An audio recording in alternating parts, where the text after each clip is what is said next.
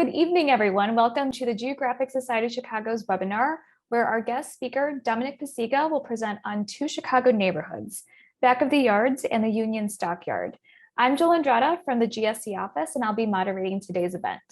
There's a lot of great information that will be shared tonight that may take up most of the hour. However, if you have any questions, please post them in the Q&A box at the bottom of the screen, and we'll hopefully have time for your answers, to answer your questions, time permitting.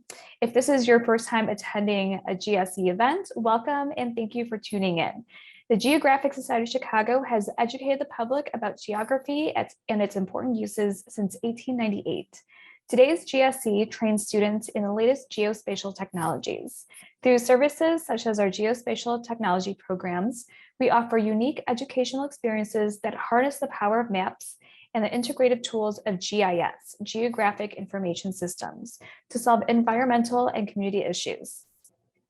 Together, our board and membership provide education opportunities for students and educators, assist in building geographic materials collections in educational and cultural institutions, promote new and emerging technologies in problem solving, and much more. GSC is very excited to introduce our presenter tonight. Dominic Pacyga is Professor Emeritus of History at Columbia College Chicago and affiliated faculty member at University of Illinois Chicago's Department of History. He has authored or co-authored 7 books concerning Chicago's history, including Slaughterhouse, Chicago's Union Stockyard and the World It Made, Chicago, a biography on Polish immigrants in industrial Chicago, and Pacyga's newest book, American Warsaw, The Rise, Fall, and Rebirth of Polish Chicago, was published by the University of Chicago Press in the fall of 2019. Dominic, thank you for being here tonight and presenting on Chicago neighborhoods. Thank you. Thank you. I'm very pleased to be here. I do wish we were all in a bus together someplace, driving through the neighborhood and looking at things in real time. Let me give you a little background of myself. I actually grew up in Back of the Yards. And I worked for the Union Stockyard and Transit Company, which was the marketplace of the livestock industry here in Chicago. And I worked first as a livestock handler and then later as a security guard while I was an undergraduate at UIC. I've always been fascinated by the place, and to a large extent, I've been talking about it since it closed in 1971 and leading tours. So we have here the Back of the Yards, where everyone claims to have lived, including me, okay? And here we have a map about 1905 or so, showing the different ethnic distributions of the Back of the Yards. So the Back of the Yards is to the west and to the south of the Stockyards. So we have here a community that greeted immigrants throughout its history and continues to greet immigrants in its current history. So the Union Stockyards opened on Christmas Day, 1865. The original gate, located at Exchange Avenue and Peoria Street, circa 1871, is pictured here on your right. On your left is an artist's conception of what the stockyard looked like about 1865. It was built on the edge of the city. For those of you who may remember the smell of the stockyards or have heard of the stench was originally called the Bridgeport stench.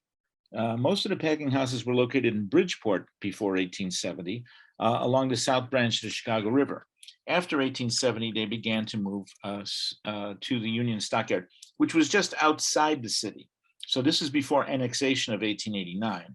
So it's just outside. The Union Stockyard is south of Pershing Road, or what we used to call, and still many of us do call, 39th Street. It was important was the rail connection. 9 railroads were behind the formation of the Union Stockyard, along with the Chicago Pork Packers Association. Why? Well, originally, livestock were driven on the hoof to Chicago. That meant they lost a lot of weight. Sometimes they died, or they got hurt, or they had heat stroke. With a railroad car could carry 25 cattle or 200 hogs or sheep.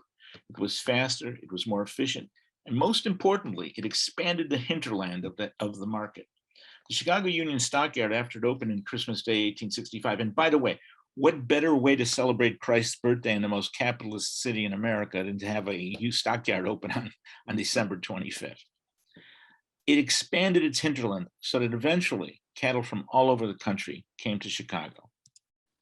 By 1875, you can see from this sketch, the stockyards were actually beginning to attract packing houses to the west in what we'll call Packingtown. I'm the current curator of the Chicago Packingtown Museum, which is an old packing house in the stockyards. But if you take a look at this map or sketch, you can see that off on your left is, let me point with my pointer here, is Dexter Park. Dexter Park was one of the most famous horse trotting parks in the country. It is, by the way, also, for those of you who live on the north side and have never wandered south of Roosevelt Road, it is the place where the Chicago Cubs played their first Major League Baseball game. They played it on the infield at Dexter Park. So it has a baseball history connection as well as much else. So the stockyards were always a place of spectacle and of innovation. You can also see off on the part here, you can see a canal that was dug. That canal connected into the West Fork of the South Branch, and that canal and the West Fork of the South Branch, which ran all the way to Western Avenue, was affectionately called Bubbly Creek, and we'll have a little more about that in a few minutes. By 1890, the stockyards were filling up to the west of the livestock market. Understand the Union Stockyard itself was a market, it was not a slaughterhouse. We did not slaughter livestock in the Union Stockyard. They were sold in the Union Stockyard and then shipped off to packing houses across the country, but also primarily in its heyday to the area just to the west. In this map, you can see the huge hog house here at the top of the map, which ran from Halsted to past Racine Avenue, was about 2 or 3 blocks wide and 2 stories high. It could contain 300,000 hogs. I don't know if any of you have been around hogs much, but 300,000 hogs is a bit much. The Livestock National Bank building, which is still located at the corner of Exchange and Halsted, if we were on a bus tour, we'd be passing it, resembles Independence Hall in Philadelphia. Basically because this was a sort of advertising gimmick, which told farmers that if they shipped their livestock to Chicago, they would maintain their independence. And that building, by the way, is still there and waiting for someone to, some entrepreneur to revive it. I understand you can buy it from the city for $1 if you're interested, but you have to agree to put about $7 or $8 million in renovations into the building to open it up again. The Stone Gate, which is a Burnham and Root stone gate, is located at Peoria and Exchange Avenue. It replaced the original 3-way gate that was located there, which was wooden, and it opened in 1879. In 1900, something like 500,000 people a year came to the Union Stockyards and visited the packing houses and the livestock market. 500,000 people a year. This was a major tourist attraction. Most of them entered the area through this gate and then were taken on tours. The gate today is a memorial to the men and women who worked in the packing town and in the Union Stockyards. My students often think that women didn't begin to work until World War II in factories. But in reality, women worked in meatpacking from the 1870s on. And in fact, by 1920, 1 out of every 5 women in 1 out of every 5 workers in the meatpacking industry in Chicago were female. This is a view of the major main cattle alley. When Chanel set up the stockyard, he set it up as a grid. Each one of these pens had a specific address to it. So it's much like a Chicago house. You have a specific address so you can find it. But when you're looking at the stockyards, you have to understand that in its 105-year history, over 1 billion head of livestock passed through those gates, more than 1 billion. The Chicago Tribune called it organized chaos, because if you didn't work there, if you didn't work in those pens, you quickly got lost. You didn't know which way to go. But if you knew the address and you worked there and you knew how they were laid out, it was easy enough to find the pens. This is a view of the cattle pens and the sheep house from the water tower, which, by the way, is another Burnham and Ruth building. Let me say something about Daniel Burnham, whom we all know as the great Chicago architect, the great planner, the man who said, makes no small plans. Daniel Burnham built a house for John Sherman on Prairie Avenue. And John Sherman was the general manager and vice president of the Union Stockyard. He had been the founder of the Sherman Stockyards, which were located where today where the Michael Reese Hospital was once located and is now being redeveloped along the lakefront. Burnham fell in love with John Sherman's daughter, married him. Guess who got a whole bunch of architectural contracts in the Union Stockyard? That's Chicago clout. You marry somebody, you start to get the contracts. They actually gave birth to Burnham and Ruth as an important architectural firm. So it's looking southwest from the water tower. And here you see a sheep house, which could contain up to 75 or 80,000 sheep. And here are major, the larger cattle pens. The structure here along the bottom of the slide, which I'm trying to show with my pointer, is a ramp, basically. So livestock will be driven up on these ramps and then driven over to the packing houses to the west. The stockyard was a city unto itself. It even had its own L, which ran until 1957. This is the Stockyard Kenwood L. We're going to turn part of that into the equivalent of the 606 line on the south side soon, I hope. It ran from the stockyards to the lakefront and connected to the Alley L, or what would today be the Green Line, into the city. It also included the International Amphitheater, which was originally built for the livestock show. And of course, the Livestock Inn, or the Stockyard Inn rather, which was the best example of Tudor architecture in the United States until it was pulled down in the 1970s. When you went for a job in the stockyards, you passed about, every morning were 2,000 to 7,000 workers at the gates of the packing houses. It was basically day labor. The straw bosses would come out. They'd open those doors that you see here in this slide. They'd come out and they say, I need somebody to lug beef. You look big, come on. Or I need somebody to pull gut strings. Lady, it's you. And they give you a brass tag. At the end of the day, you hand a brass tag in and you get paid for your day's wages. This is by 1904 or so. Most of the stockyard workers at this point were unskilled workers. The process had been broken down so much so that it was like an assembly line in reverse. It was a disassembly line. And of course, we know that it inspired Henry Ford. So these men or women would have to come back the next day and try again, unless they knew somebody or they tipped the straw boss. Usually $1 did it, and $1 was almost a day's wages at one point. Then the straw boss would say, okay, you're on regular time. You come in and you punch in the next day. There's no Social Security. There's no physical checks, no medical checks. There's nothing. There's no unions. You work at the whim of the management. This is the hog kill.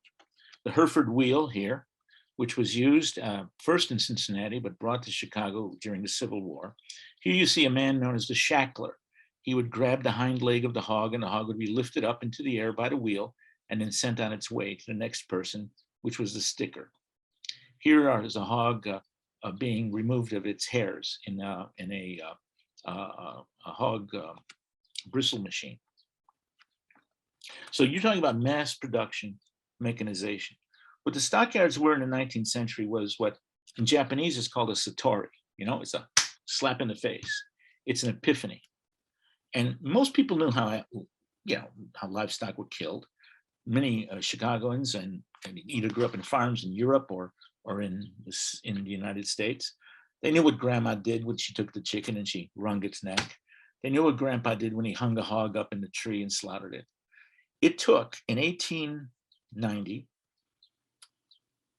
a skilled butcher with his assistant 6 to 8 hours to slaughter a steer and dress it or disassemble it.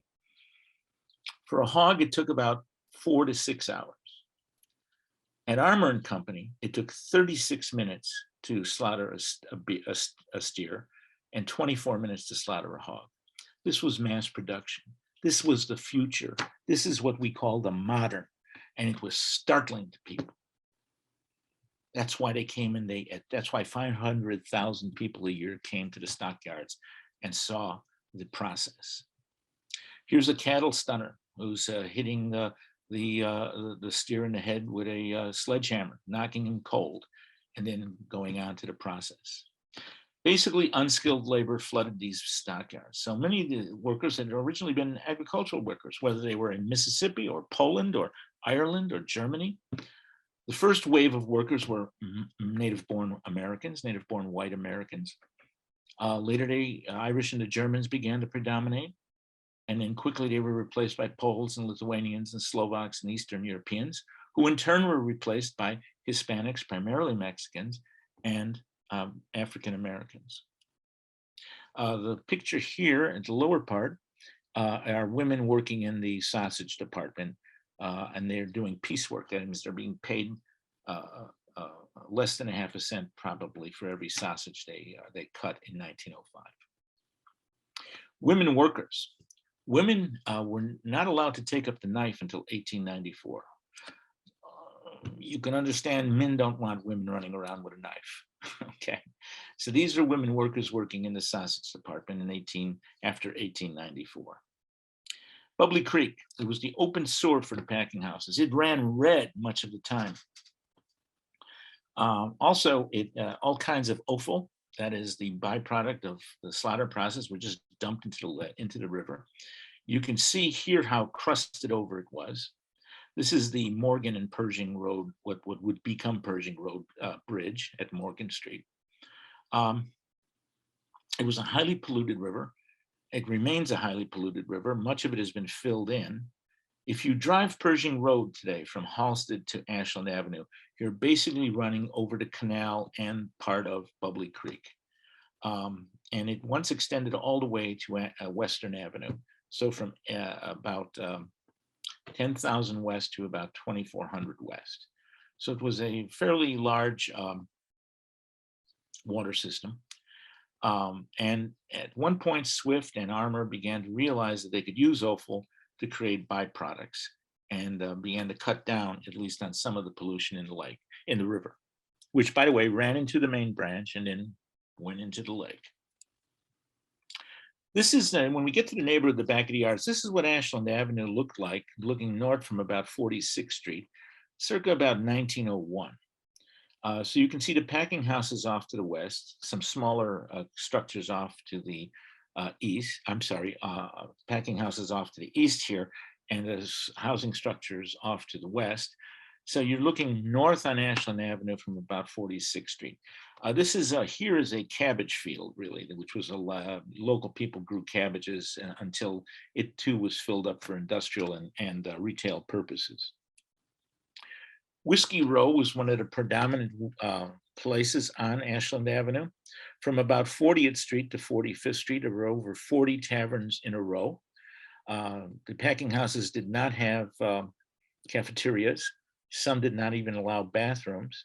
And so at noon, the men would rush out to the taverns on Whiskey Row, and for a shot and a beer, they got a free lunch. The picture here at the bottom is the interior of Stanley's, which is right here in this picture at 43rd and Ashland. It is the last tavern on Whiskey Row. It's the last surviving Whiskey Row tavern on 43rd and Ashland Avenue. The neighborhood was filled up with these houses. Here we have what's often referred to as the working man's reward, the working class cottage. You have a parlor, a kitchen, and 2 bedrooms on the first floor, an entry room. In the basement, as is 2 rooms, you might notice there's a little room here. That is the privy. So these houses were not tied into the city waterworks until about World War I. And in fact, outside outhouses were prevalent in the community into the 1920s.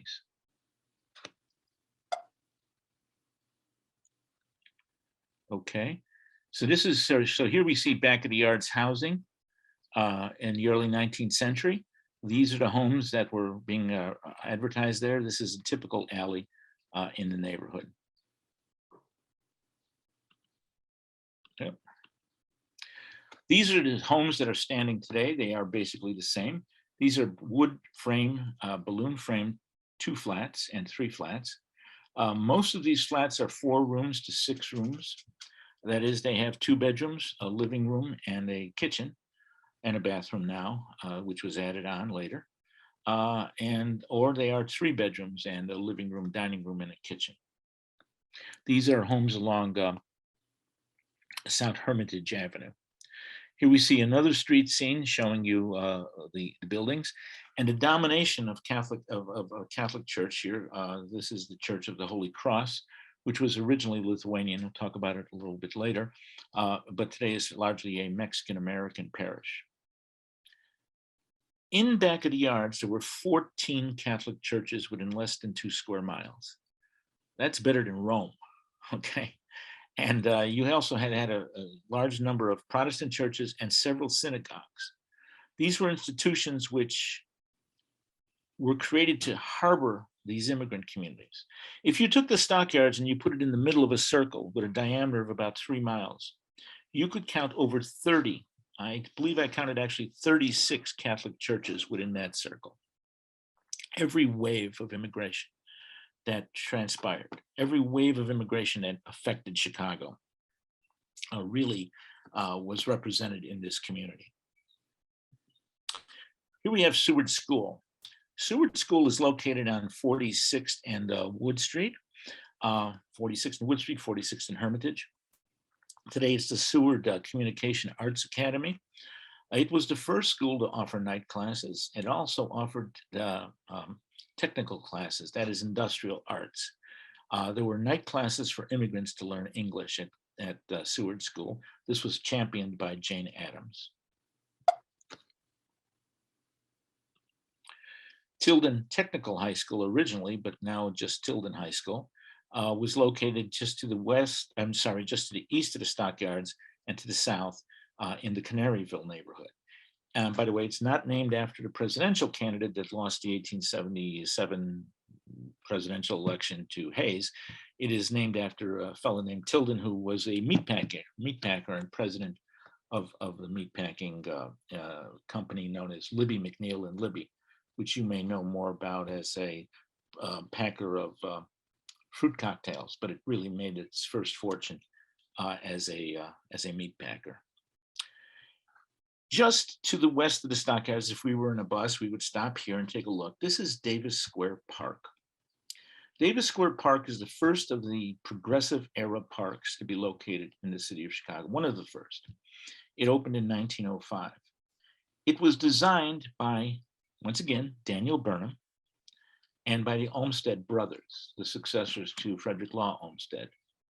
That field house became very important in the history of recreation, not only in Chicago, but across the world.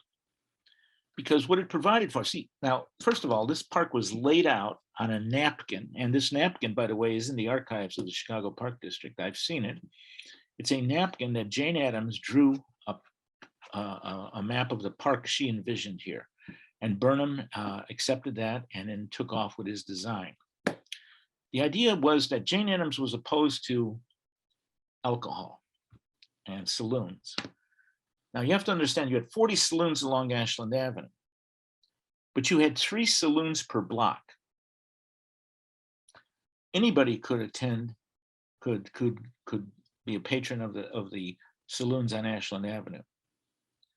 But the interior saloons were often divided by Polish, Czech, Lithuanian, German, etc. divisions. In 1916, a Polish newspaper reported that a drunken German had walked into a Polish bar in back of the yards. And a miracle happened. 40 men attested to the police about this miracle. The miracle was simply that the bottle came to life, jumped off of the shelf, hit the German in the head, dragged him out into the street and dumped him into the gutter, and then jumped back into the bar and went back on the shelf and turned it back into a regular bottle. 40 men attested to the police about this. The Polish newspapers simply wrote this article up, said the men were honest men, this must have happened, and then the last sentence was, Germans drink in your own bars. And that was true for anybody in back of the yards. Pity the Pole who walked into a Lithuanian bar, pity the Lithuanian who worked into a Polish bar, pity the poor Jew who walked into anybody's bar in back of the yards. So it was really the interior neighborhood, which even when I was living there, still had about 3 or 4 taverns per block. This was an important institution in these working class neighborhoods. They kept a back room where unions could be organized, political parties could be organized, even churches and parishes could be organized. Jane Addams did not like this. So she said, let's build a park. Let's put a community center in the middle of it. We'll call it a field house. There'll be a men's gym. Men's gym was here, a women's gym here. Inside here up on the top would be a cafeteria, which would sell food, breakfast, dinner, breakfast, lunch, and dinner at cost. There'd be a branch of the Chicago Public Library here. There'd be meeting rooms so that they could discuss issues in the neighborhood. Most importantly, there would be a shower room. Many of the houses in the back of the yards were not tied into the water system, or if they had a bathroom, it did not include a bathtub or a shower. So there'd be shower rooms and a Olympic-size swimming pool in the rear. So this was to bring people into the community, bring them into a place where they could talk about problems. And it did. It did. That does not mean they didn't go to the bars, but they did also come here. You could not drink, of course. Oh, and Jane Addams says, well, of course, you can't talk politics in a public space like this, and you can't talk religion, because those are the 2 things you're not supposed to talk about, right? That leads to too much arguments, as, by the way, we know even today. So politics and religion were supposed to be kept out. Well, you know, people want to talk about politics and religion, so the bars did not go away. But it was a very important communal space, and it was where the Back of the Yards Neighborhood Council was founded in 1939 by Joseph Megan and Saul Alinsky. Another important park was Sherman Park, which was much larger than Davis Square. And here we can see Sherman Park, and that's St. Augustine, the German parish in the distance. And all of these places had play pools, they had swimming pools. They tried to bring people, they were the lungs of the city program of the progressive reformers. Holy Cross Church was the Lithuanian church. This massive structure is still there. At one time, there were 100 nuns working in this school, and something like 10 or 15 priests right after World War II. Holy Cross Church was one of these 14 Catholic churches. This was the Lithuanian church. Today it is primarily a Mexican-American church. St. Joseph's Church, which, by the way, faces Holy Cross from a few blocks away and built by the same architect, Schlacks, was built by the Poles. There were 3 Polish parishes in the community: St. Joseph's, St. John of God, and Sacred Heart.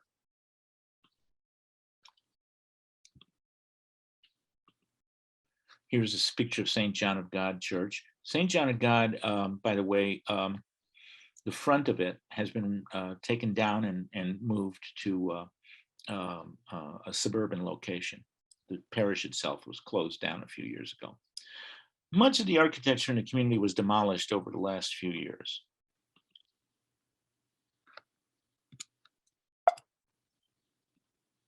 Here we see St. Gabriel's Church in Canaryville. St. Gabriel's was built in about 1880 by Father Dorney, who's known as the pastor of the Stockyards. And it also is a Burnham and Root church. Dorney had settled several strikes in the Stockyards and was a good friend of Mr. Armour and of the livestock markets management. And they arranged for Daniel Burnham and John Root to do this parish church, which is based on a French Gothic, French country Gothic example. It is the parish has just been closed, but the church is still there. It has been combined with Nativity of Our Lord in close by Bridgeport. Mary McDowell came down in the 1890s and opened the University of Chicago settlement, which once again has been demolished, and became very important in the social work movement in the neighborhood. The Poles, in turn, because they feared that Mary McDowell was going to proselytize as a Protestant woman, opened up the Guardian Angel Daycare Center and Home for Working Women, just about 2 doors away. The University of Chicago Settlement House was just located here. And what they did was they knocked down a saloon on the corner of a part of the neighborhood that was known as Whiskey Point. The People's Theater demolished the Goldblatt store. If we were on a bus, we would see the Goldblatt store, and this looks like typical Goldblatt stores across the city. But the Goldblatt store was an important landmark, and it was given Chicago landmark status in 2016. Today, it has a store on the first floor, a retail outlet on the first floor, and up above our senior citizen housing. Several of these large department stores, because the corner of 47th and Ashland, emanating north to about 40th Street and south to about 51st Street, was really the downtown of the community, where many of the stores and businesses were located. The People's Theater opened about, I believe, 1916. It was knocked down sometime in the 1990s. Many of the people who came here of our ethnic background, these are Polish Highlanders. This, by the way, is my group, and settled in this community. Lithuanians, and of course, when you mention Lithuanians, you have to mention Upton Sinclair in the Jungle, who came to the community to create a book that would make the working class rise up. It was supposed to be the Uncle Tom's Cabin. There was actually a film made of the Jungle. We have no known copies of that film left. The Jungle was published in 1905, and it was a silent film that was put on in Nickelodeon's right thereafter. Strikes in the stockyards, 1894, 1904, 1917, 1921, into the 1930s. The stockyards were a center of labor agitation. They were communal strikes. That meant the whole neighborhood rallied behind the strikers, and riots were well known. So these East Europeans came together and tried to shut down the meatpacking houses at this time, both in defense of both skilled and unskilled workers. The 1904 strike, the second part of it at least, was basically to defend unskilled workers in the packing houses. What do I mean by a communal strike? It meant that when someone tried to scab, that is strike break, they often faced the rage of the community. There were examples of crowds gathering around houses of strikebreakers and pulling buildings apart, literally taking buildings apart if they lived in those homes. In 1921-22, stockyard workers battled the police up and down the streets of back of the yards. Strikebreakers. It became a history of ethnic divisions. The Poles were brought in as the strikebreakers in the 1880s. African Americans came in 1904. It created racial animosity. I would say that the race riot of 1919 was largely based on this racial animosity over strike breaking in Chicago. The Great Migration. Between 1915 and 1920, the African American population of Chicago more than doubled. By 1930, there were 209,000 Blacks in the city. After 1940, a new wave that continued until the mid-1970s. This changed the basis for unionization. It changed the basis for the demography of the stockyards as well as that of Chicago. Olivet Baptist Church on 31st and King, which is still located there, became an important institution during this time period. Olivet Baptist was founded in 1850 as Xenia Baptist. It later became Zoar Baptist, and in 1861 was renamed Olivet Baptist after it merged with another Black church. By the 1920s, it had over 10,000 parishioners and was the largest Protestant church in the United States. In the world. It was the largest Protestant church in the world, supposedly. It is the oldest African-American church in Chicago and it remains there today. By the way, the building was built by the First Baptist Church of Chicago, which was a white congregation. This is at 31st and King Drive. They moved all the way to 47th Street, saying African-Americans would never move that far south. Then they eventually moved to Hyde Park, where today it is primarily an African-American congregation. Mexicans, Hispanics began to arrive in large numbers in the 1920s. If I can get this to, in the 1920s. They landed first in South Chicago, then the Stockyard Colony, and then Hull House and the Stockyard Colony, okay? They built this church called La Capilla, the Little Chapel, or St. Mary's, which merged eventually with the Lithuanian church that we saw earlier. So by 1958, 80% of all packing house workers were Hispanic or Black. Whites had been leaving the industry since the outbreak of World War II. Some more housing on McDowell Street, which was originally called Gross Avenue. World War II was a defining moment. These women were among the first to join the United Packing House Workers Union. Here we see a young man who left to join the American Cavalry. He actually was a cavalry soldier, and then later became armor soldier in a reconnaissance unit. And these are his parents. By the way, they're also my grandparents, and that's my father. This is the CIO rally of 1946, a strike which took place.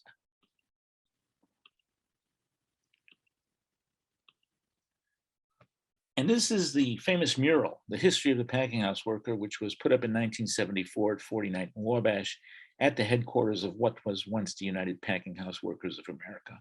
The mural has recently been lovingly restored and is viewable now again. It really tells the story of unionization in the community.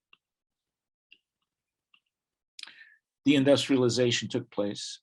The first company to leave, the first big company to leave, was Wilson Company in 1954. By 1959, 1960, Armour and Swift also started to close their plants. This building was one of the Swift buildings. It employed probably nearly 1,000 people at one point. This is a picture of it as it stood for about 20 years after the stockyards closed. It is now, of course, gone. And the end of an era. The Union Stockyard's last market day was July 30th, 1971. I always say the market lasted till August 1st. The Joliet Chicago Livestock Market opened in 1971, but it closed in 1987 as different ways of marketing animals began to take precedence for farmers. Today, it is the stockyards are the location of what's called the Chicago Stockyard Industrial Park. There are about 15,000 people working in the Stockyard Industrial Park. It is the most successful industrial park in the city of Chicago and includes many new industries which are really changing the way we think not only about meat, but also about industry. There are some old buildings. This old Swift and Company building, by the way, I was just by it the other day and half of it is gone. It's going to be knocked down. This was an old Swift and Company kill floor, which became Swift's laboratories in 1948. Livestock were actually driven to the top floors where they were slaughtered and then went down by gravity. Today, the stockyards are part of Testa Produce is located there. This modern, brand new building is built on the site of the old Hammond Packing Company. It is 60 to 70 days off the electric grid every year because of its windmill and also because of its solar panels. Testa has said that the Testa company has said that it hopes to have all of its fleet of trucks to be either electric or hydrogen within the next year or so. It is really, and by the way, like the stockyards, they give tours. It's really worth taking a look at. Oops, sorry, I'm gonna go back. There are still meat packers in the stockyards, Calvetti, not slaughterhouses. There's only one slaughterhouse, which I'll show you, but these are packing houses like James Calvetti Meats, which is in the middle of what was once the cattle market. Allen Brothers at 3737 South Halsted. Henry Kaminsky Meats, just down the street from Allen Brothers. And the South Chicago Packing Company, just to the west in Bridgeport. So you can still see men walking around in bloodied smocks in the neighborhood. Meatpacking is still a major employer in the neighborhood. There are, the last time I looked, over 100 meatpacking houses still in the Chicagoland area. But many of them are being pushed out of the city by sort of a post-industrial problem. This is Chipetti Meatpacking, which is now gone. These houses were put up in Bridgeport. If you paid $300,000 or $400,000 for a house in Bridgeport, you certainly don't want to open a window and smell meatpacking coming in through your windows. So they put a lot of pressure on Chipetti, and Chipetti eventually closed and moved its operations with a loss of about 250 jobs to Chicago. Today, much of the stockyards has also been turned over to container units. As you know, Chicago is one of the most important container ports in the country. Not so much ships bringing in containers, but trains bringing in containers, and we redistributing them throughout the country. Bubbly Creek is still bubbling. And if you really got a lot of money and you really want to buy a house on Bubbly Creek, you can for about $1.5 million. And it's supposedly has a river view. If I bought a house in Bridgeport for $1.5 million, my mother's dead hand would come out of her grave and she'd slap me, especially if I bought it on Bubbly Creek, which was the open sewer for the stockyard. The plant, this is where our Packingtown Museum is located at 1400 West 46th Street, is a food industry incubator and home of the Packingtown Museum. There are some 20 or 30 small food industry businesses in the plant. And it is today one of the most innovative places in the city of Chicago. It is almost totally vegetarian, by the way. They have, I think, 3 or 4 vertical farms. They have a brewery. There is a mushroom farm. There's, and I can never say this word, the kind of tea, kombucha, I think it's called, is also there. They have various other food industries, and they also have a room where you can rent to have a party. Various weddings have been held there. They have actually a very nice rooftop garden where you look out, you realize how close the stockyards were to the center of the city. The last packing house in Chicago, the last slaughterhouse in Chicago, is Park Packing. It still slaughters hogs, it still slaughters goats on 40th National and has a retail market. It is the last, and once it disappears, it will end a tradition in Chicago of meatpacking and slaughtering, not of meatpacking, but of slaughtering that goes all the way back to the 1820s. This is nighttime over Lake Michigan. And so now let's open it up to questions and hopefully some answers. Thank you. Okay. So we can, if you can get some questions together, we can talk about things. Great. Thanks, Dominic. Let's see. Hold on, let me just, okay. All right, Dominic, if you want to unshare your screen, we can just okay. Yep. How do I do that? Okay.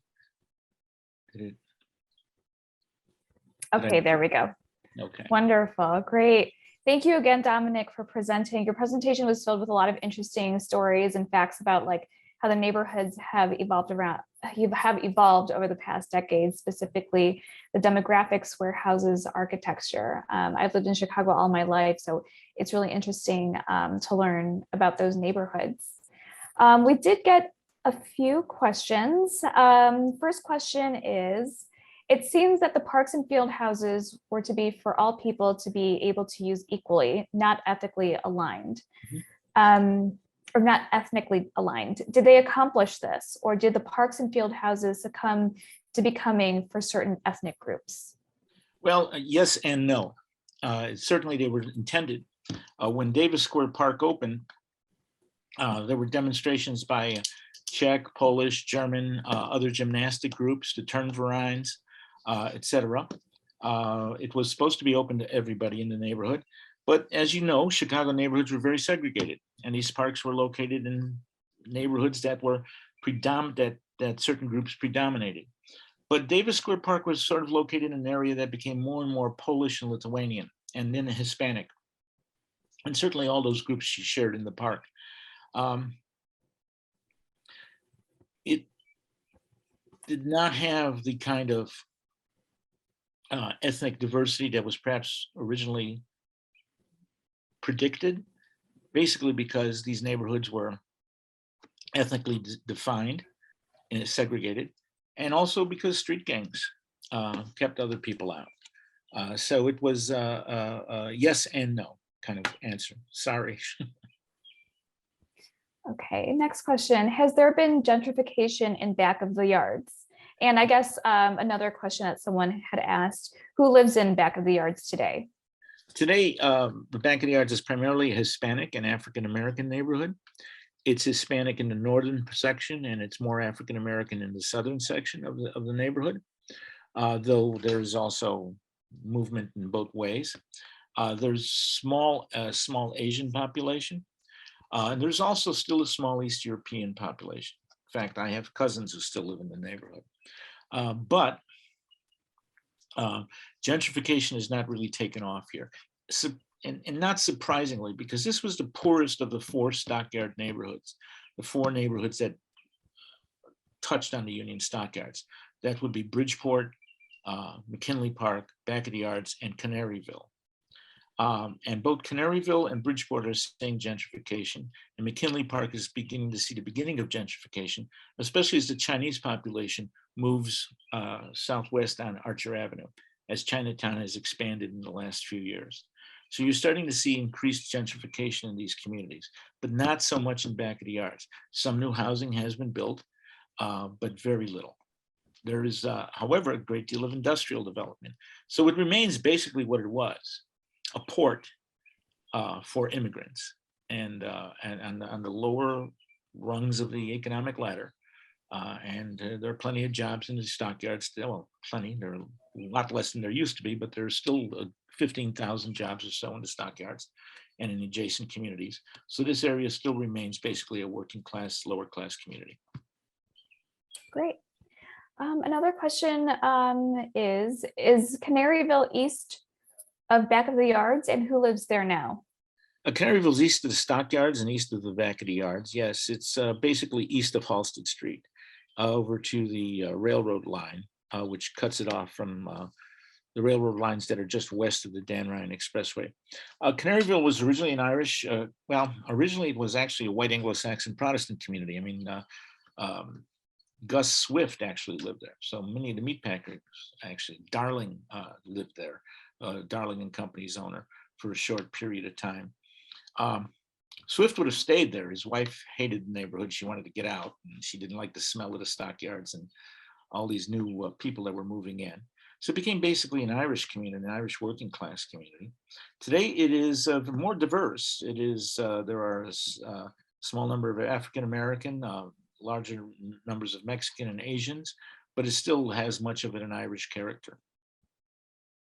Great. I'm just going to give attendees a few more minutes to see if anyone else has questions. But in the meantime, I had a question of my own.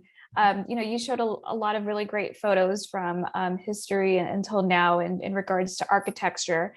What influences played with architecture back in the day? Like Lithuanian architecture, Polish architecture. There was a Tudor in there, and so can you kind of elaborate on that? When it comes to the stockyards, it's higher end architecture for some things. I mean, factory buildings are factory buildings, right? But for the International Amphitheater, for the Livestock National Bank building, for the Stockyard Inn, this was higher end architecture. The Stone Gate, often developed by people like Burnham and Root. or by the Epstein Company, actually, which is still around, and rebuilt much of the stockyards in the 30s, 40s, and 50s. But in the neighborhood, especially the back of the yards, there's very little influence of this kind of thing as far as residential structures go. The idea was to build affordable housing, build it quickly, and build it cheap. So what does that mean? That means balloon frame housing, which dominated the city in the 19th century. And of course, because the Stockyard district was outside the fire zone, it was outside the city until 1889. These structures were easily built and built up in the neighborhood. So residential structures are largely 2 flats and some single family cottages. There's an occasional bungalow snuck in that somebody built in 1915 because they wanted to stay in the neighborhood. Though the bungalow belt is really outside of the back of the yards, to the southwest and to the west, and even to the southeast. Neighborhoods like Gage Park, Marquette Park, Brighton Park were sort of suburbs of the stockyards of the back of the yard. So when people moved up, they moved into these communities, into single family homes like bungalows. So that's where bungalows predominate. But of course, on corners like 47th and Ashland, you obviously had architectural buildings that were created by architects who were trained, things like the Goldblatt's building or the People's Theater or the old Drovers Bank building. So those kinds of retail structures, though not all of them, reflected those kinds of architectural, in buildings that were put up in the 19-teens, 20s, maybe early 30s. I remember very much sort of being, as a young kid, to go down to 47th and Ashland, which was only a few blocks from where I grew up, seemed like a whole different world, because they were not balloon frame structures, the 2 flats, 3 flats, with 4 rooms and 6-room apartments. These were major structures, and so that's, and of course the churches. Churches, Henry Schlacks is a big architect in the neighborhood as well. I believe he did St. Joseph's, he did Holy Cross, he may have done St. John of God, I'm not sure. So these kinds of architects came in to deliver most of these churches. Also understand that a lot of these churches were rather poor, so sometimes they had multi-use buildings. So for instance, Sacred Heart Church, which is at 46th and Walcott, it's now gone, knocked down. On the first floor were a church hall. Second floor was the church. And the third floor was the school. I don't know if you can imagine what carrying a casket up to the second floor to highly waxed stairs was like, but that's the parish I belonged to. And I remember carrying my grandmother's casket up those stairs and just praying that I didn't drop grandma, down 2 flights of stairs trying to get up to the church. So those parishes were poorer than St. Joseph's or Holy Cross or St. John of God. And many of them originally began in multi-use buildings, but then changed over. Got it. Great. Thank you, Dominic. Okay, it looks like we have a few more questions, which is great. All right. How accurate do you think the book The Jungle was about the meatpacking industry in the neighborhood? That's actually a really good question. Yeah, I'm very critical of The Jungle.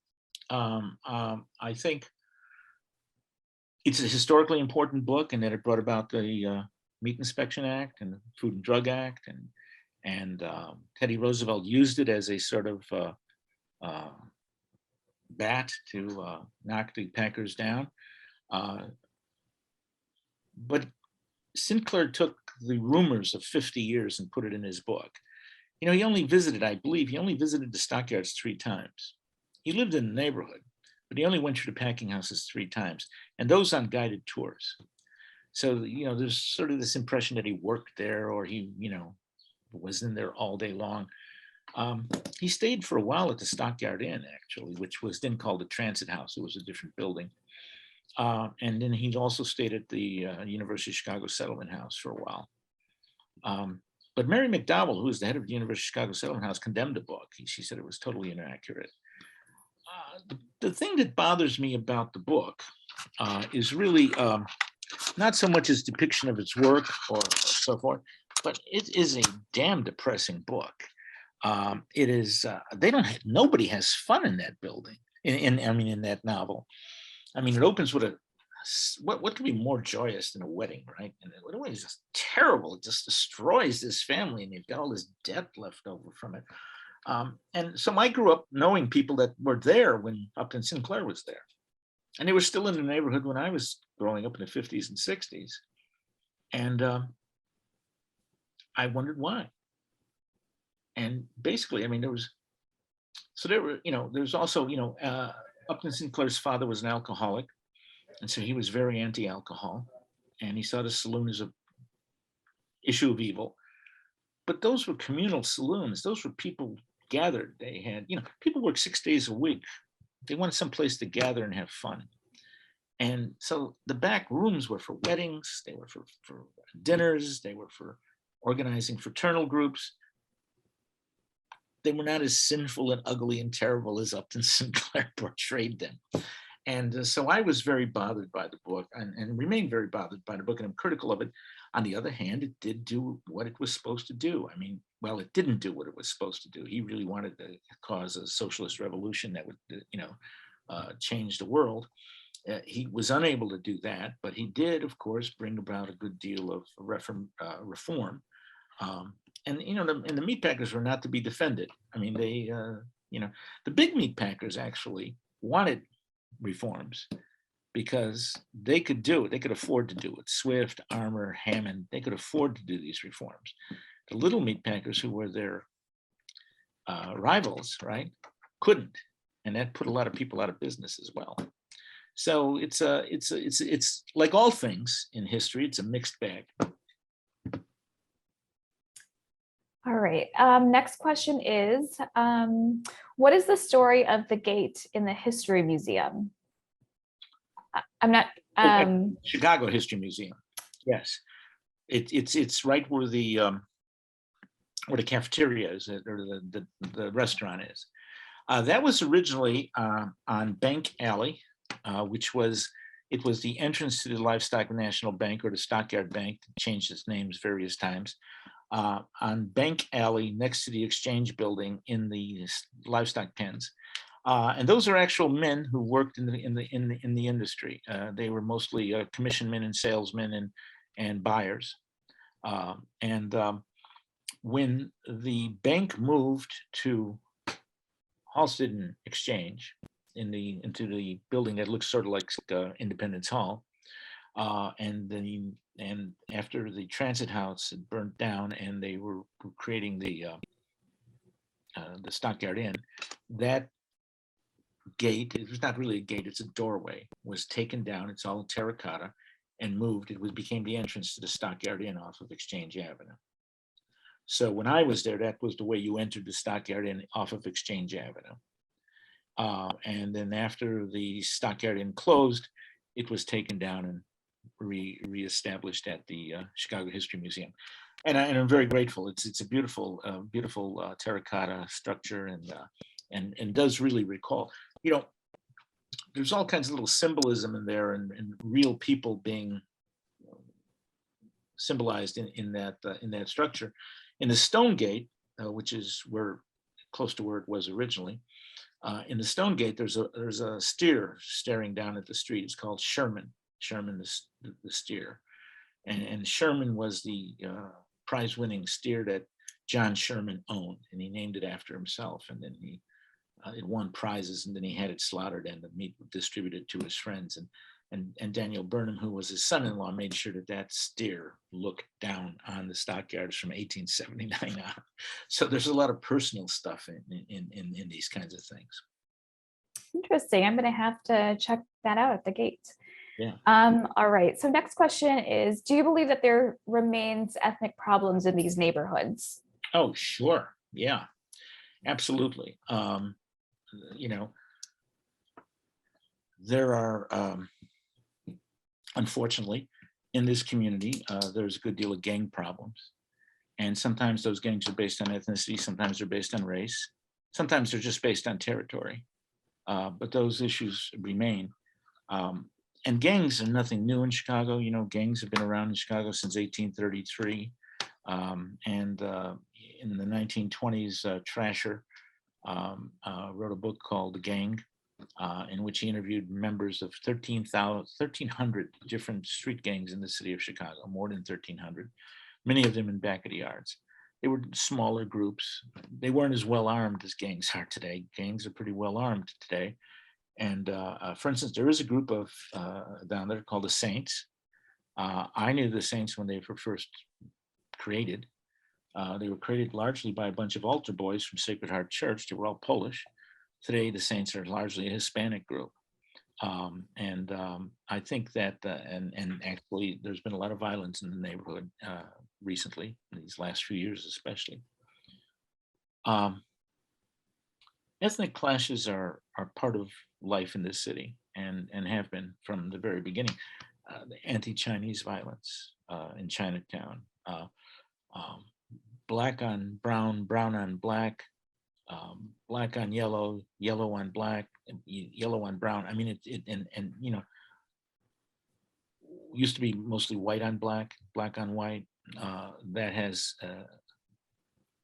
not been as prevalent lately because the street gangs are more minority groups, people of color. But it remains a problem, and I think it'll remain a problem until beyond my lifetime. Yeah, unfortunately. Yeah. Okay, so I think this might be the last question. One of our attendees mentioned that your presentation was wonderful. Let's see. Can you elaborate on the ethnic isolation, you know, specifically the Catholic Church domination in these ethnic enclaves?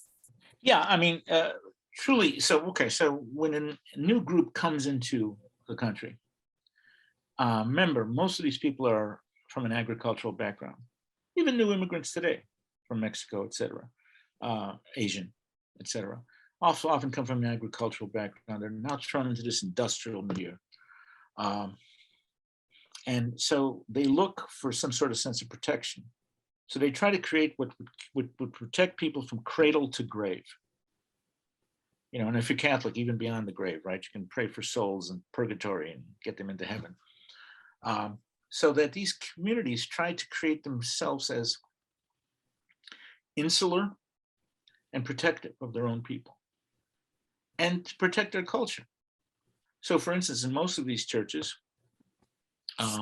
except for the Irish church, St. Rose of back of the way, with any place else would be called St. Rose of Lima. And back of the yards, it was one word, Rosalima. And that was the Irish church. And St. Basil's was another Irish church.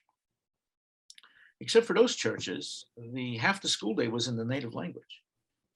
So, you know, you learned Polish because your parents spoke Polish. And actually, many of the kids who learned Polish in Chicago ended up speaking better Polish than their parents because they were educated longer, okay? Which is kind of interesting. And they become this kind of conduit to the larger, because they really are Americans and they speak English as well. As they interpret things for their parents, which also causes generational conflict at times. So yeah, you know, even until the early 1950s, many of the churches in back of the yards of Catholic churches, if you wanted to go to confession, you had to confess in the native language of the church. They would not hear a confession in English. You had to do it in Polish or German or Lithuanian or, you know, Slovak.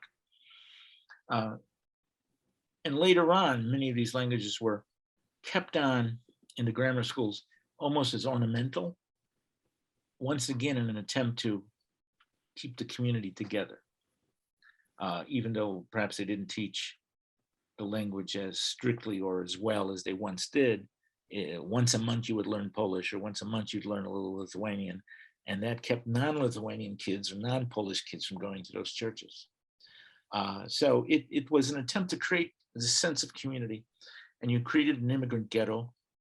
And in back of the yards, 14 immigrant Catholic ghettos, which were rivals as well. But on the street, people mixed pretty quickly, you know.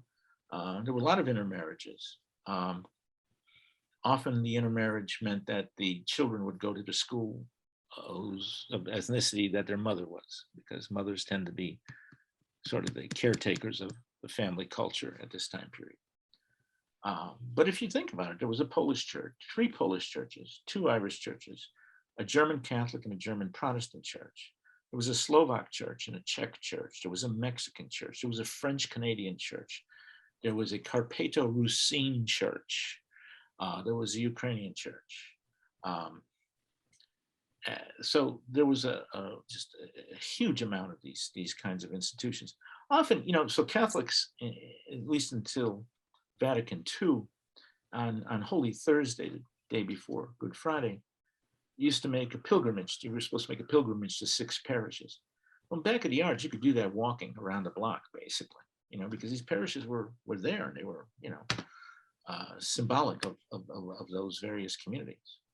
So you had parishes that were institutionally complete. You had funeral parlors, and there's no parish without a funeral parlor, because you don't want to go to God.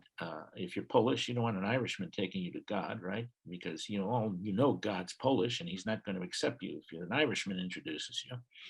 So, and then you have cemeteries, huge cemeteries. One of the most fascinating cemeteries, I think, in the city is Resurrection. Not because of Resurrection Mary and the ghost and all that kind of stuff, but because of the mausoleum, which is this huge mausoleum, which has the largest stained glass windows in the world, and is on one floor a history of Polish Americans, on the other one a history of Poland, and then has this very expressive, wild, really stained glass windows which show the apocalypse. There's sort of Russian bombers flying up and nuclear explosions and Christ coming out of a mushroom cloud, all this kind of stuff. So it's really kind of a fascinating place. It's out there in Justice, Illinois. So this idea was to protect people. Even hospitals were created to protect the originally ethnically oriented hospitals. Much of that broke down after World War II. And especially by the late 1960s, began to break down even more. So you had institutions like the church, but you had fraternal organizations. You had delicatessens, taverns, bakeries, music stores that catered to certain people. So what's different from what's going on today in the Hispanic community, where you have a church that's basically Spanish, right? You have stores that are basically Mexican or Puerto Rican or some other Spanish ethnicity, and it continues because people are in this world shocked. And immigrants, we say we're a country of immigrants, but periodically we hate immigrants, right? We attack them. Put up a wall. I've got cousins who scream, stop this immigration. And I said, well, then what, you want to send grandma back? We're supposedly a society of immigrants, and yet we turn on immigrants periodically. And that to me, I think is one of the scandals of American society. But you can understand why people try to build these insular communities, because they're under attack from the very beginning. How many Polish jokes can you hear? How many times can you hear about Irishmen being drunk? Mrs. O'Leary was blamed for the fire. She was asleep when it happened. But listen, she was a woman, right?